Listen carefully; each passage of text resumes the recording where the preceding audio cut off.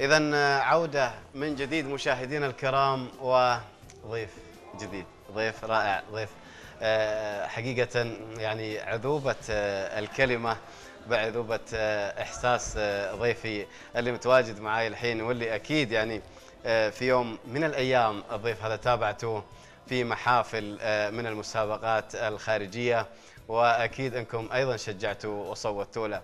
نرحب جميعا بضيفي الشاعر نواف الشيادي. حياك الله اخوي نواف. الله يحييك، الله يعطيك الصحة والعافية ويعطيك رب الصحة والعافية يا رب. يا مرحبا بك، حياك الله. جو جميل أنت يا نواف والله. بالنسبة للساحة الشعبية. أعتقد أنه الجو يحلى فيك. الله يعطيك العافية. الله يعطيك العافية. الله يسلمك. إذا كانت مسابقة في شاعر المليون. جميل جدا. أيضا هذا تحدي مع الذات حقيقة من نواف الشيادي، ظهور أول يظهره من خلال شاعر المليون. نبغي نعرف عن كيف كانت البداية في هذه المسابقة.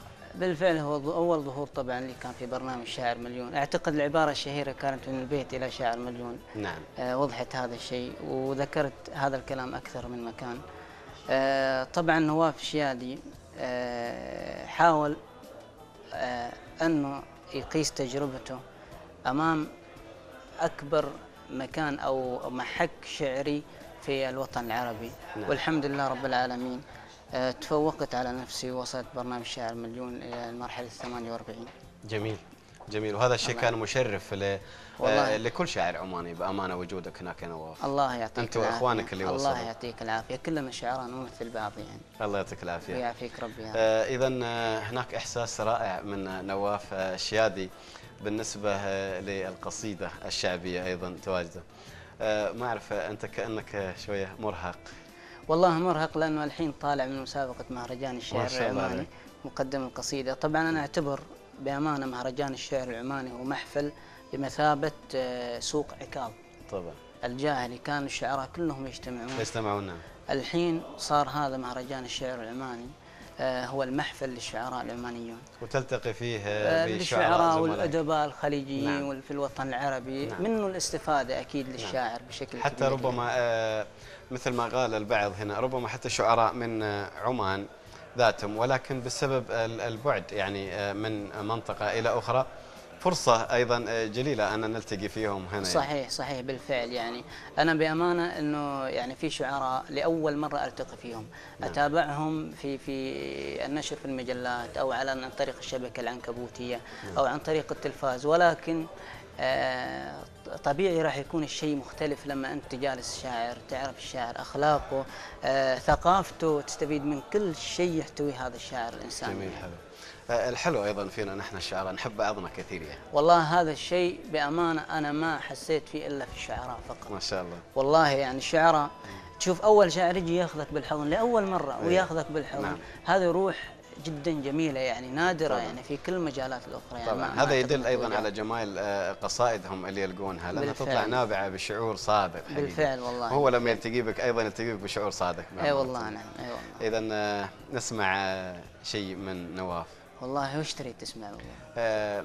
كل ما تفوح به من عبق القصيدة فهو جميل يا نواف. الإمام الشافعي يقول: ما حوى العلم جميعا أحدا. نعم. لا ولو مارسه 1000 سنة. إنما العلم كبحر وافر فاتخذ من كل شيء أحسن. الله عليك. فأنا راح ألقي قصيدة عاطفية. تفضل. يقول: هات يا شعري أغصانك علي. نعم.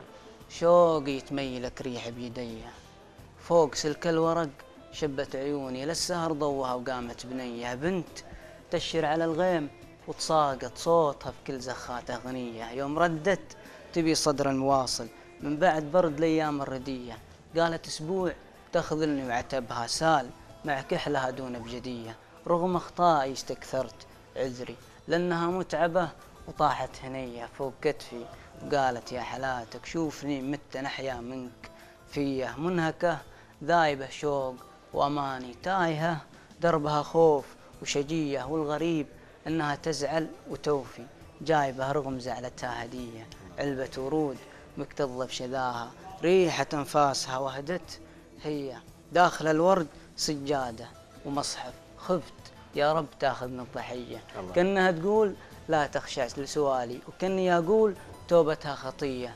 المهم بين هالأشياء خلت هي رسالة بخط أحمر ولية، قالت إن المطر لوه تحلى ما يقارن مع الشمس البهية، وانت جلت من الدمعات راحة العمر ضحكتنا سوية، وانت قاسي ولكني أحبك، جيت أدور معك روح وهوية. هذه بعض التفاصيل الحزينة، والحزن شيء عادي، بس فيه أغرب شعور شككني في حبي، بنت زعلانة وجابت هدية. الله الله الله الله يعطيك الله العافية. الله الله. يعطيك العافية. تستاهل الهدايا انت يا نواف والله حقيقه.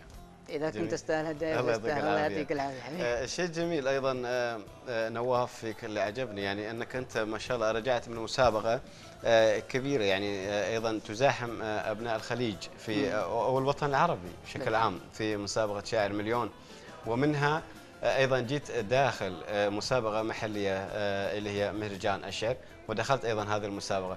ما خفت على مثلا اسم نواف؟ يقولون لو ما احرز نواف نتيجه في مهرجان الشعر يلقون عليك ملامه، انت جيت منافسه كبيره ايضا خليجيه وعربيه، وجيت هنا ما احرزت، يفترض انك تحرز مثلا. شوف أستاذي، تعرف مسابقة برنامج شاعر مليون طبعا لها آليتها في اختيار الشاعر. التصويت يعني. في التصويت أحيانا. نعم. لا مش أنا ما راح أتكلم في التصويت. نعم. في اختيار الشاعر، يعني سواء تأهل إلى ما بعد 48 أو إلى آخره. كان اعتبرت، شوف يعني ظهرت من البيت إلى برنامج شاعر المليون، اعتبرت أنه شاعر المليون هو منطلق الأول نواف الشيادي. نعم. في كل محفل. مهرجان الشعر العماني بأمانة مهرجان يخلد الأسماء. جميل. دائما. فنواف ما يبحث فقط عن، يعني أنا أعتبر أحيانا أو في أحايين كثيرة أن أنا أضعف شاعر مستوى من الشعراء. جميل. لذلك أنا أتعلم، مش تواضع لكن أنا أتعلم منهم، يعني الشعراء العمانيين في أي مسابقة أدخلها، لكن روح التحدي تبقى متواجدة. جميل. في المنافسة يعني. ولكن ما بتزعل نواف يعني لو صار؟ لا والله ما أزعل، بالعكس أنا مؤمن أنه لكل لجنة تحكيم رأيها الخاص ونقدها. قصيدة واحدة يعني ما تهضم تاريخ شاعر. اي طبعا. أو قصائد أو مستوى طبعا. شاعر. طبعا. وايضا جماهيريتك ما تقاس يعني بمقياس اللجنه، اللجنه لها معايير وارتكازات معينه. بالفعل. والجمهوريه ايضا هذه حريه مطلقه. بالفعل. الجمهور يحب التواصل طبعا من الشاعر. الشاعر لو ظهر في برنامج واحد نعم. ثم توقف، فاكيد يعني راح يسال عنه لفتره معينه نعم. ثم يختفي. تواصلي في مهرجان الشعر العماني هو لرؤى مستقبليه بعيده. جميل. واحد. الشيء الثاني، الجمهور قد يتساءل وين نواف، يعني نواف متواجد. حلو. فهذا الشيء حلو. اذا تسجيل الحضور يعني دائما وابدا في المحافل ومع اخوانك الشعراء ايضا. تسجيل حضور. كان في حلقه من الحلقات معي زميلك ايضا الشاعر الجميل طاهر العميري. الله يمسيه بالخير. بامانه.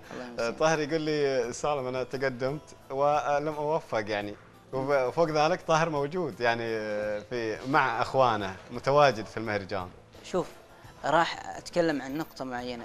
بعض الاسماء ترتبط في الشاعر كثير او نعم. في الانسان كثير. نعم. طاهر باختصار يعني حط بين قوسين طاهر بدون شك، رغم عدم تاهل وتواجد ومسانده الشعراء. تصور انا قبل لا ادخل الالقاء قصيدتي نعم. اجى واخذني على حضن. وش اكبر من هذا؟ الله يعني. الله عليه. انسان طاهر كبير هذا. والله كبير والله انه كبير. نسمع شيء ثاني منك نواف. وش سمعك يعني؟ يقول وينك لقيت العمر في بعدك اشباح، وعاد ترضى صاحبك ياخذ له عمر، في غيبتك زادت جروحي مع جراح، يعني الجروح تزيد في غيبتك كثر الطيور اللي ملت عشق الصياح، وكثر اشتياق اوراقي الخافق الحب، مرت سنة وشهرين واسبوع وتراح، ولا صورتك مرت ولا صوتك يمر، وعيني تشوفك والمسافات يا صاح طاقت من جناح الوله وانفضت شعر، والشعر عند سلاح في هيئة جناح، ولا طار غير الا على وجهك البدر، يرضيك اخبر سيرتك كل من راح، واني اكون انسان قاسي ومن القهر لك صرت احبك حب مقياسه رماح، واخاف احبك حب الاشواق للنحر، باموت من كثر السهر وانت مرتاح، ولك حالتي حاله يسمونها الفقر، يرضيك جاري ينام بوسادة أفراح وينام فيني الليل، وصافح الفجر وتمتمك والجرح محتاجك وشاح، وقبلك ذا مر طيفك على الجمر، اما تجي وترد لطيورك أرواح، أو هي تموت ويحفر جناحك القبر. الله لك يا نواف، الله لك يا نواف. الله يعطيك العافية. أتمنى لك التوفيق دوم. والله أنا سعيد جدا يعني باستضافتك لي، وأتمنى لك التوفيق ومن تقدم إلى تقدم. شكرا لقناة ميجان يعني على هذه الاستضافة الجميلة. قد أكون يمكن ختمت قبل الختام. لا ولا يهمك. الله يعطيك العافية. الحال واحد، أنت المذيع وأنا الحين ضيفك. الله يعطيك العافية. الله يعطيك العافية. تسلم الغالي. إذا نواف الشيادي مشاهدينا الكرام، حس جميل وعذب وأداء ولا أروع، أيضا اختيار الكلمة الراقية دائما وأبدا متواجدة من إحساس نابع من نواف الشيادي الشاعر الجميل اللي هو ضيفي الآن. وحقيقة أنا أستمتع كثير مع نواف، ودي آخذ الوقت أكثر من كذا، ولكن أكيد في يعني نحن وقتنا انتهى كذا، وناخذ إن شاء الله تعالى في حلقة أخرى ضيوف آخرين وراح نستمتع معاهم بإذن الله تعالى. مشاهدينا الكرام، إلى ذلك الحين استودعكم الله.